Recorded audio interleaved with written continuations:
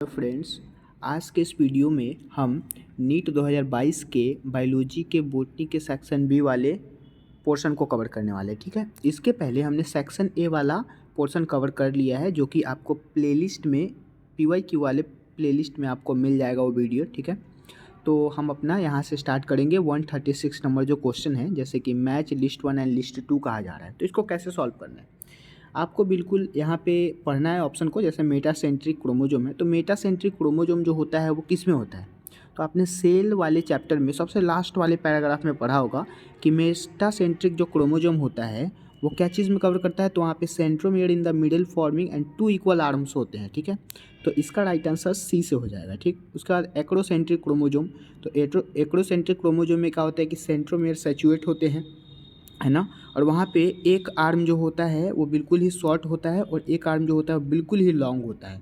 मतलब कि इसका राइट आंसर यहाँ पे मिल रहा है, जैसे centromere situated close to the end and forming one externally short and one externally long arm. ठीक है, तो यहाँ पे आपको ये ऑप्शन मिल जाएगा, तो इसका राइट आंसर ए हो जाएगा। अब हम देखेंगे सब मेटासेंट्रिक को हमने क्या देखा था कि उसमें एक शॉर्ट आर्म होते हैं, एक्सटर्नली शॉर्ट नहीं, बिल्कुल शॉर्ट एंड एक लॉन्ग। बिल्कुल सिंपल सा वर्ड है, शॉर्ट एंड लॉन्ग। तो शॉर्ट आर्म और लॉन्ग आर्म वाले को यहाँ पे एक्सटर्नली था, लेकिन यहाँ पे आपको जैसे कि इस वाले ऑप्शन में दिख रहा है एक शॉर्ट आर्म है और एक लॉन्ग आर्म है। तो इसका राइट आंसर क्या हो जाएगा, 4 हो जाएगा। और फिर लास्ट हमारा है टेलोसेंट्रिक क्रोमोजोम में क्या होता है कि यहाँ पे सेंट्रोमियर टर्मिनल इंड पे चले जाते हैं, क्योंकि लास्ट वाला पोर्शन है टेलोसेंट्रिक एंड टेलोमियर आपने पढ़ा ही होगा। ठीक है, सो इसका राइट आंसर 2 हो गया, मतलब कि 3, 1, 4 एंड 2। तो 3, 1, 2 एंड 1 वाला जो ऑप्शन है यहाँ पे करेक्ट कहा जा रहा है, तो करेक्ट ऑप्शन ए हो जाएगा। ठीक, अब हम देखेंगे नेक्स्ट क्वेश्चन। ठीक है, इस वाले पोर्शन से, जैसे कि मैं बता दूं कि सेक्शन बी वाला पोर्शन जो है, इस वाले पोर्शन से आपको 10 ही क्वेश्चन अटैम्प्ट करने होते हैं इन द एग्ज़ाम। ठीक है, एग्ज़ाम के अंदर आपको 10 क्वेश्चन अटैम्प्ट करने होते हैं, तो इसीलिए ये लैंग्वेज थोड़ा सा ज़्यादा लंबा होता है।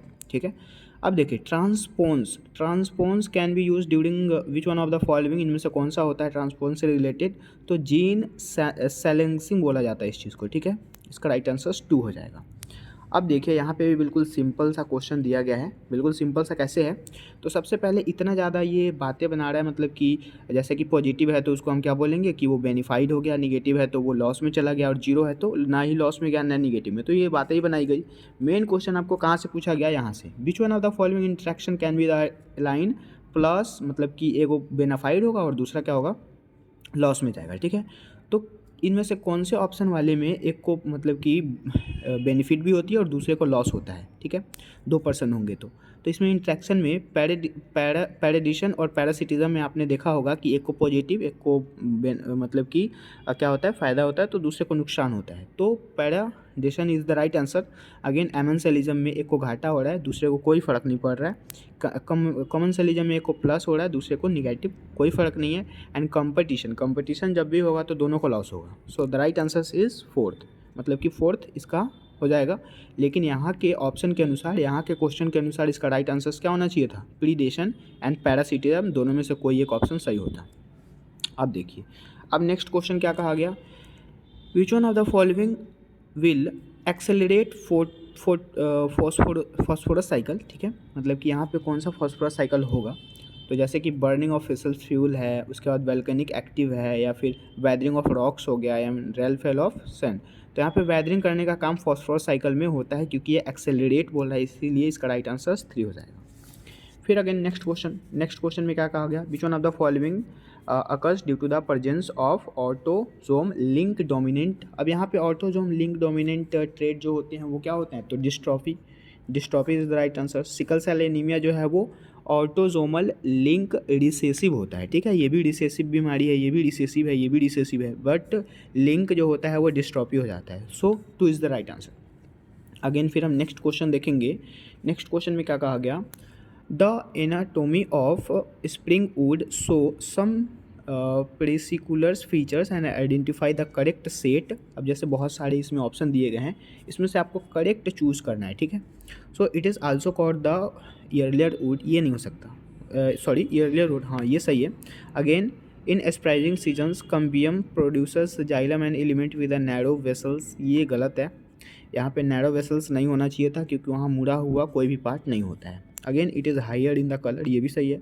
And spring wood and autumn wood so with alternate concentrating ring and forming annual rings, ये भी सही है। इट हैज़ लोअर डेंसिटी, ये भी सही है। बट द इनकरेक्ट स्टेटमेंट, मतलब कि यहाँ पे जो कहा गया इनकरेक्ट, वो इसका राइट आंसर क्या होगा, बी हो जाएगा, ठीक है, इनकरेक्ट। लेकिन करेक्ट पूछा गया तो इसके ऑप्शन के अकॉर्डिंग राइट आंसर्स क्या होगा, ए सी डी एंड ई हो जाएगा, मतलब A C D is the right answers, ठीक।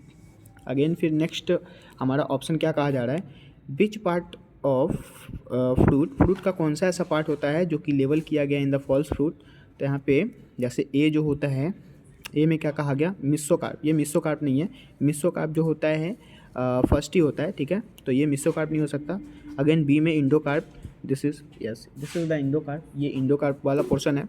सी में थैलमस कहा गया, सी में थैलमस नहीं होता है, ये एडिबल पार्ट होता है, ठीक है।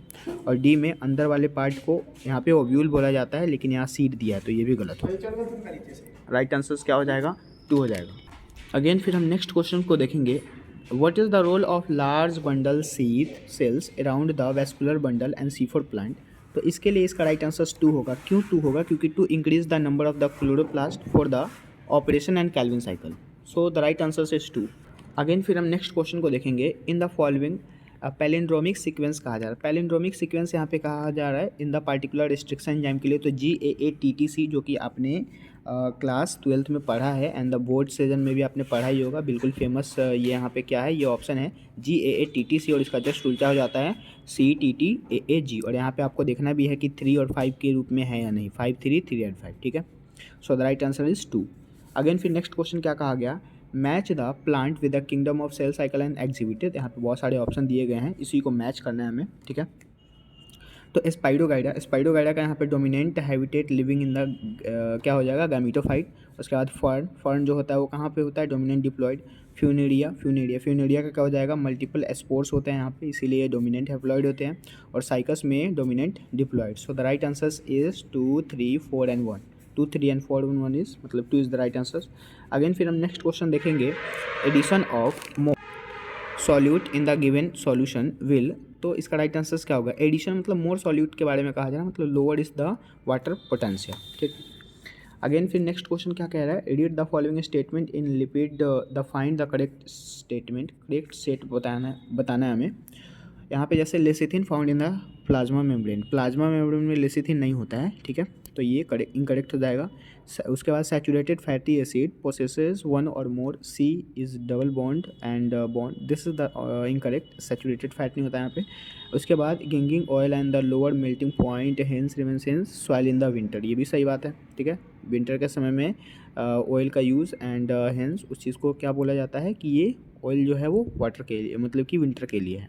And lipid are generally insoluble in water, lipid जो होते हैं वो वाटर के अंदर इनसॉल्युबल होते हैं, लेकिन सॉल्युबल किस चीज़ में होते हैं, इनसॉल्युबल होते हैं लिपिड जो होते हैं वाटर में, और सॉल्युबल किस में होते हैं, जो भी ऑर्गेनिक सॉल्वेंट है उस चीज़ में। And when fatty acid is essential and the glycerol and monoglycerol are form, this is the right, मतलब कि CDN is the right answer. Again फिर 148 नंबर जो क्वेश्चन है, इसमें क्या कहा गया, if the genetics uses to blind approaches and for sequencing the whole genome is the organism and followed by the assignment of the functions of different segment and the methodology adopted by him is called the sequence annotations, मतलब कि इसका right answer A हो जाएगा, ठीक। Again फिर अब next question हम देखते हैं, यहाँ पे 149 नंबर जो क्वेश्चन है, इसमें असर्शन रीजन के क्वेश्चन दिए गए हैं। जैसे असर्शन क्या कहा गया, Mendel's law of independent assortment does not hold good for the genes and that are located closely to the some chromosome, सही बात है। बट रीजन में क्या कहा गया, closely located gene sort independently, मतलब कि इंडिपेंडेंट होता है, वो डिपेंडेंट नहीं होता है। तो ये स्टेटमेंट भी करेक्ट नहीं लग रहा है, ये स्टेटमेंट करेक्ट नहीं है। क्यों, क्योंकि यहाँ पे क्लोजली लोकेटेड बोल रहा है ना, यहाँ पे क्लोजली नहीं होता है, ठीक है। So the right answer is 1 is correct, second is incorrect, मतलब कि 3 is the right answer. Again फिर हमारा लास्ट क्वेश्चन जो कहा जा रहा है 150 नंबर, ठीक है। उसके बाद फिर हमारा जूलॉजी वाला सेक्शन स्टार्ट होगा। तो यहाँ पे कहा जा रहा है the interior feet of buses in the Delhi के इंटरनली में इंटीरियर फीस ऑफ मतलब कि फीट के इंटायर फीट के बसेस चलती हैं and where the converted CNG from diesel and CNG से उसको मतलब कि डीजल से CNG में कन्वर्ट कर दिया गया है, ठीक है। And in reference to this and which one of the following statement is follow, इनमें से कौन सा फॉल्स है। तो CNG burn more efficiency than diesel, सही बात है। CNG जो होता है वो बहुत ही इफिशियंट होता है डीजल से सस्ता भी होता है और अच्छा होता है।